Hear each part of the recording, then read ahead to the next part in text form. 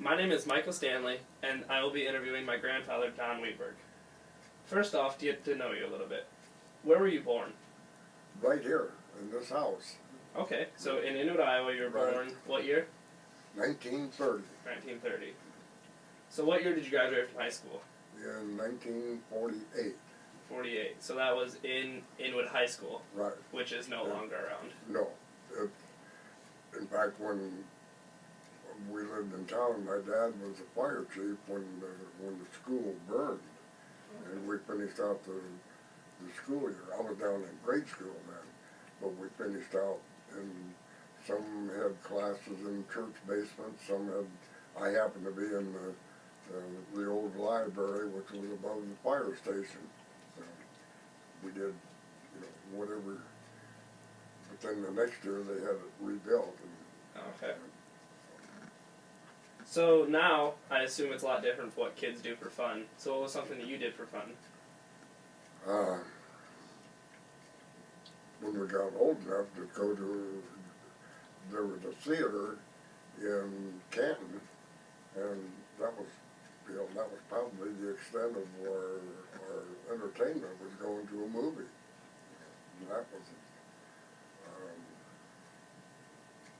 that and playing pool. Okay.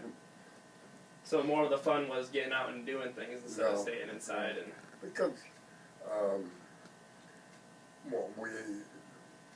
we had a basketball team, both girls and boys, but it didn't seem like they played as many games then as they do today. I think probably one a week, rather than 2 and 3. Yeah. Okay, so how has society changed from different cultures that you lived in? So you grew up in Northwest Iowa, very Midwest. Which was very,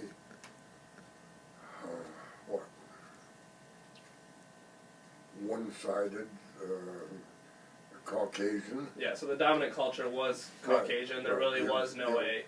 You were, in fact, Larchwood was, the neighboring town, which was primarily a Catholic town, whereas there were very few Catholic families in Inwood. And so that was probably the differences. Yeah. So it was more of, you're a city boy and a country boy, or and Catholic or a Lutheran instead of... or Protestant. Protestant, yeah. And a lot of kids in those days, when they graduated from 8th grade, that was the end of their formal training. Mm-hmm. And that's all that actually the state required. Uh-huh. Yeah. Either graduate from 8th grade or become 16. So, yeah. Yeah. So then you joined the service and was stationed in San Antonio? Right. And the culture there was drastically different than... That was almost a culture shock, because we didn't have any experience with African Americans, and you got into the service, there were a lot of African Americans and a lot of Hispanics in the San Antonio area. Coming from small town Inwood, it was hard to come to grips, I guess, with the African Americans had to ride in the back of the buses. They had a separate entrance down the alleyway to go to a theater, and the stairway led only to a balcony, and they couldn't go anywhere else in that theater, and yet the Hispanics, that many didn't even speak English, weren't treated that way. So it was confusing, to say the least. So one of the most shocking things for you would be like the person who couldn't speak English instead of the person that could speak English. Right. But it was accepted just because of their nationality and culture. And at one time, one of the fellows that was stationed, that lived in the trailer court that we lived in, managed the fresh fruit and vegetable warehouse for a large grocery chain in Texas.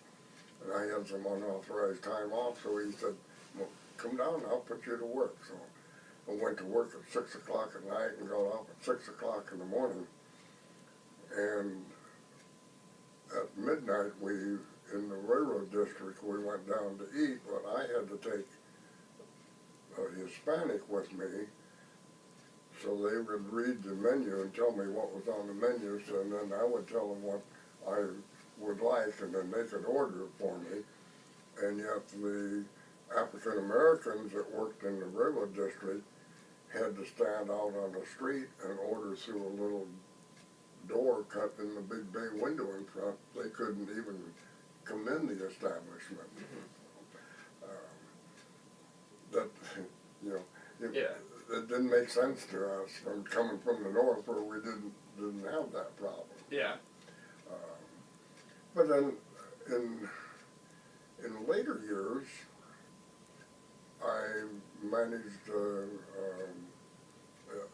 hardware department at a large kind of a department store out in Winter, South Dakota, where you have a large Native American population.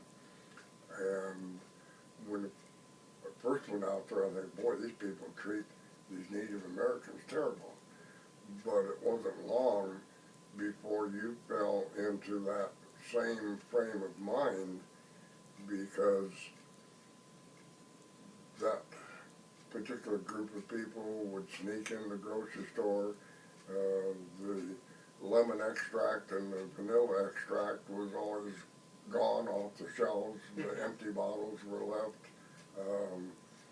They would, if you were the only one in a department, a couple of them would get you involved, and a couple others would be roaming around, and you knew you missed things, but you couldn't prove it. So it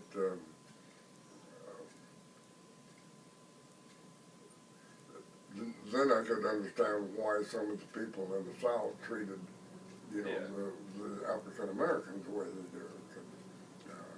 Just different cultures just don't seem to get along. Mm-hmm. So, I guess what I could kind of understand from talking is, you're not going to be so much biased just by the color of their skin, but the culture that they're grown up on and been raised on is something that is more valuable. Yeah, that's part of their daily living. I mean, that's accepted within their culture, you know, and not in ours. You know, too bad, but the Bureau of Indian Affairs basically has taken everything away from the Native American, including his self-respect. You know, and so I don't know how through the generations you can get that self-respect built back into their culture. Yeah. So that was something that you could even tell over time that it was just taken away. So they kind of lost a lot of their original culture. Yeah. And they are, I won't say looked down on, but they're kind of neglected within our culture in a way. They don't have the same freedoms that we have. Yeah. So then, to move on, so you haven't necessarily had really close friends from a different race, but you've had to deal with? Yeah, I wouldn't say close friends, not social type friends, but people that you almost live with, you know, day in and day out on a kind of a daily basis. Yeah, so no, besides the fact of their cultural bringing up, the working with them was no different than working with another white or Caucasian person? Not usually, although there are some that have the attitude that the world owes them, you know, and that goes back into their families and their upbringing. I've also known individuals in the service. There was a Native American, African American that was very friendly, was well dressed, was well mannered, you know, associated with everybody and got along with everybody. He'd give you the shirt off his back, you know. That's the kind of a guy he was. And at winter, one of the young men that I got acquainted with was the son of a chief, and he had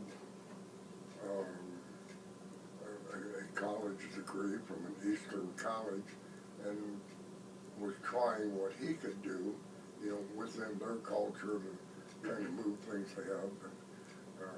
His hands were tied many times, and when he tried to do something that didn't agree either with the other tribal members or with the regulations that the government had set down on him.